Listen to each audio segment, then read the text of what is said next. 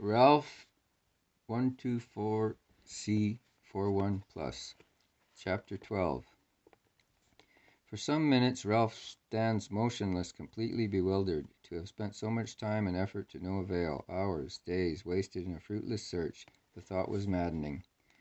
Obviously she was not on board Fernand's space flyer. Where then was she? Certainly Fernand himself had had no opportunity to hide her, unless his whole flight into space was a trick to deceive the searchers, and that was more than unlikely. Fernand was cunning. Was this some new piece of duplicity? Turning from the empty room, he runs down to where Fernand lay, still unconscious. Kneeling by his side, Ralph applies a small electrical shocking device to the spine of the insensible man, with the result that in a few minutes Fernand opens his eyes and stares dazedly into those of his captor. "Where is she?" Ralph asks hoarsely. "What have you done with her? Answer me, or by God I'll blow you into eternity." And aiming his radio perforer at Fernand's head, he speaks with such ferocity that the other shrinks involuntarily. "I don't know," he mutters weakly. "It's God's truth, I don't know. The Martian got her. He took her away and left me drugged." His voice trailed off, and he seemed about to collapse. "You're a liar," growls Ralph, but his tone lacks the conviction of the words. There was that in the other's voice that rang true.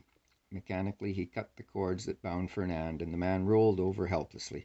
He was weak and dazed, and altogether too broken in spirit to make any further trouble. His nerve was gone. Ralph propped him up against the wall, but he slumped over on his side limply. Impatient at the delay, Ralph goes in search of water and finds a pitcher of it in Fernand's laboratory, unceremoniously dumping the contents over the prone man's head. This has the desired effect of restoring him somewhat, and in a short time he is able to tell the story in detail. "When I applied the chloroformol to you that night, I used the same drug on Alice, while Paul 9B1261, a friend of mine, took care of your driver. We dragged Alice into our cab and made for the outskirts of New York, where I had a space flyer ready. A maid for her was already on board. We got Alice on, and I put her in the care of Lilette, and in a few seconds we were off. When we got well out into space, I locked the steering disc and helped the maid revive Alice, and in a few minutes she was herself again, which she fully demonstrated by slapping my face and then trying to tear me apart like a wild cat when she found where she was."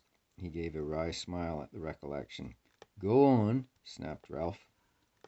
It was an hour later, and we were burning up space, traveling at a rate of 70,000 miles an hour, that the radio signaling apparatus began ringing furiously. I tuned in and heard a faint, gasping voice from somewhere out in the great void. With difficulty, I learned that there was another space flyer somewhere near me, with 2 men and 4 women on board, and that their oxygen supply was being rapidly exhausted due to the spoiling of some of the oxygen-producing chemicals. They asked for a small supply of oxygen, enough to get them back to Earth, otherwise they would be doomed. Knowing myself to be safe from pursuit for some hours, even had you known I abducted Alice, I decided to aid the crippled flyer and answered that I would assist them as soon as possible. I went up to the conning tower and with the telescope located the other machine. Then I reversed the anti-gravitator machinery, and within a short time I had drawn up level with the flyer. We made fast and ran the connecting tube between the 2 machines. When the joints were made airtight, I crawled through, and just as my head came through the opening into the other, 2 hands gripped me around the throat and I was jerked into the machine.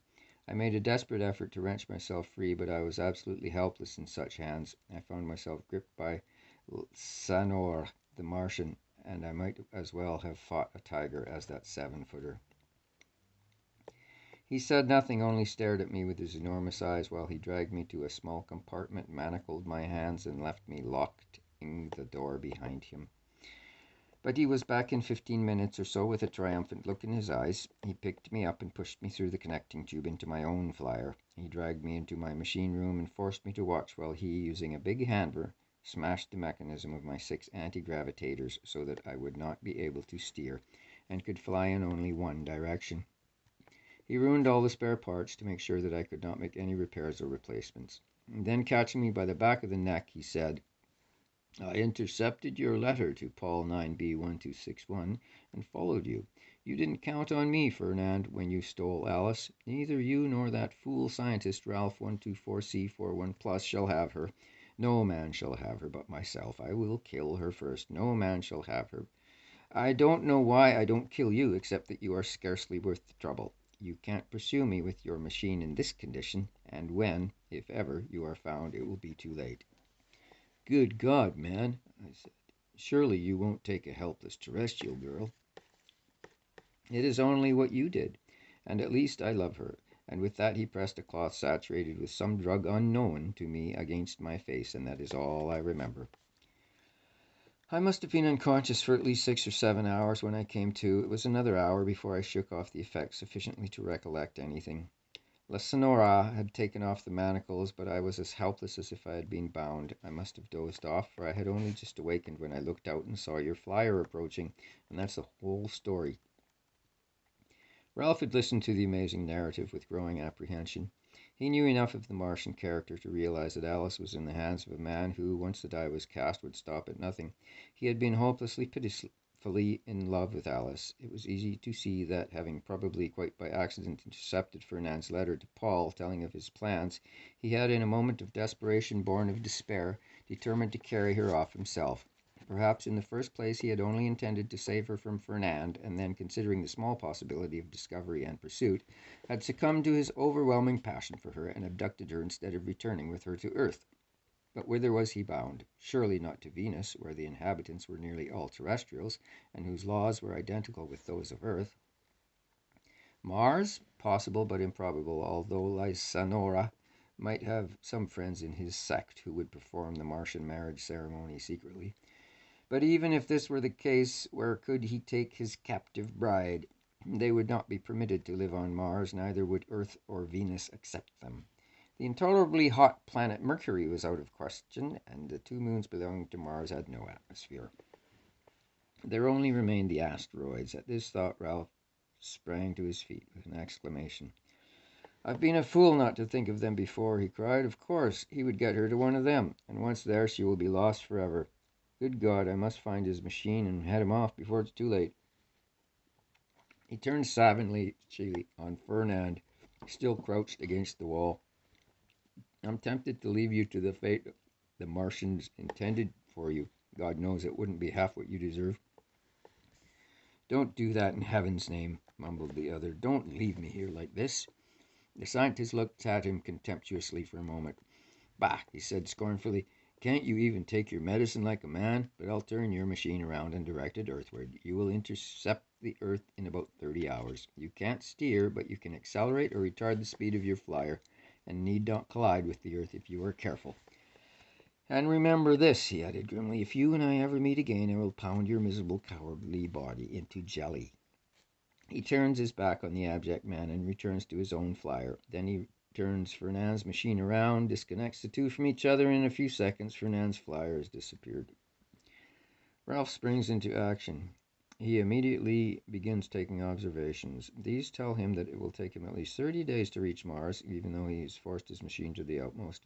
He cannot travel over 90,000 miles an hour, but on the other hand, he feels sure that Lansora's machine is incapable of making more than 85. But the Martian has a handicap of probably 600,000 miles, and if Ralph gains on him at a rate of only 5,000 miles an hour, it would take 120 hours or 5 terrestrial days to overtake him. Ralph turns his machine toward the point in space where Mars would be at the end of 30 days, and now set himself to the task of making a search for the other flyer with the polarized wave apparatus. For 4 wearisome and anxious hours he searches through space, and was at last rewarded by locating another machine, which he is certain is that of the Martian heading for Mars. At the same time, the results of his calculations dismayed him greatly, for they revealed that Lysanora's machine is making no less than 88,000 miles an hour. At this rate, Ralph was gaining only 2,000 miles an hour, and it would take 13 or 14 days to overhaul the other flyer.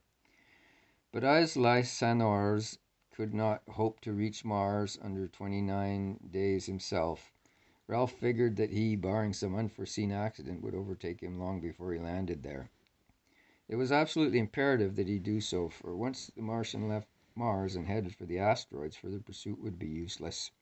There were over 4,000 of these little planets already known, and it would be the work of a lifetime to search on each one for the fugitive and his victims.